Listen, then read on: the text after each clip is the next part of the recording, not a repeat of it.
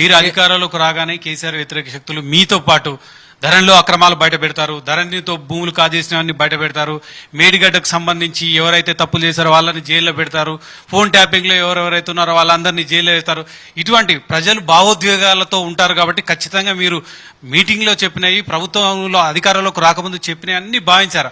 అటువంటి ఏవి కూడా ఒక్కటి కూడా జరగకపోవడంతో రమేష్ టెలిఫోన్ ట్యాపింగ్ లో జైలు అధికారులు పోయారు. రేపు మీరు పోలీసులు ఎవరైతే నిర్ధారించాలి కదా, వాళ్ళు కూడా అదే చేస్తామని చెప్తున్నారు. సేమ్ కేసీఆర్ లాగానే వ్యవహరిస్తున్నావు. రాత్రిగా ఆయన కూర్చొని ఆయన కలబడ్డదంతా నిజం అనుకుని కాగితం మీద పెడితే చెల్లదు. ఈ రోజు ఎవరెవరు ఫోన్లో ట్యాప్ అయినా పోలీసు అధికారులు వాళ్ళని కూడా పిలుస్తున్నారు. విచారణ అనేది ఒక క్రమ పద్ధతిలో జరుగుద్ది. ఓవర్ నైట్ విచారణ జరగదు. Enquiry is on. Enquiry has to conclude. అధికారులు విచారణ పూర్తి చేసి నివేదిక ఇవ్వాలి. ఓవర్ నైట్ చేస్తే మీరే అంటారు రాజకీయ కక్షతో తీసుకుపోయి లోపలేసిండా, ఇది ఎట్లా కరెక్టు?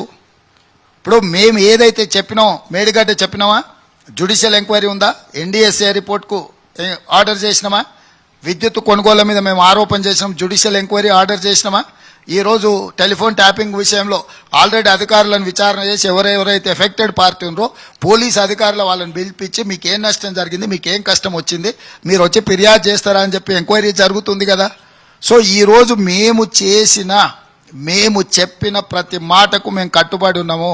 మీరేమనుకుంటున్నారు అంటే 100 రోజుల్లో అందరిని ఉరి తీసేస్తే ఆ కుర్చీలాని కాలైతే మేము అంత వచ్చి కూర్చుందాం. దేనికైనా ఒక ప్రాసెస్ ఉంటుంది. ప్రాసెస్ లేకుండా ఇప్పుడు మీరు ఇంటర్వ్యూ చేయాలనుకున్నారు అనుకో, మీరు ఈ సెటప్ అంతా చేసుకొని ఇదంతా కూర్చోకుంటూ వచ్చేసి టకటక వచ్చి అవుతుందా?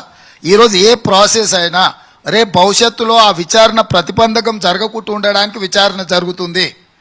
సో ప్రతి విచారణ నేనే కూర్చొని నేనే కంప్లైంట్ నేనే ఫిర్యాదు చేసి నేనే విచారణ చేసి నేనే జడ్జిమెంట్ రాసి నేనే శిక్ష చేసే విధానం ఇక్కడ ఉండదు.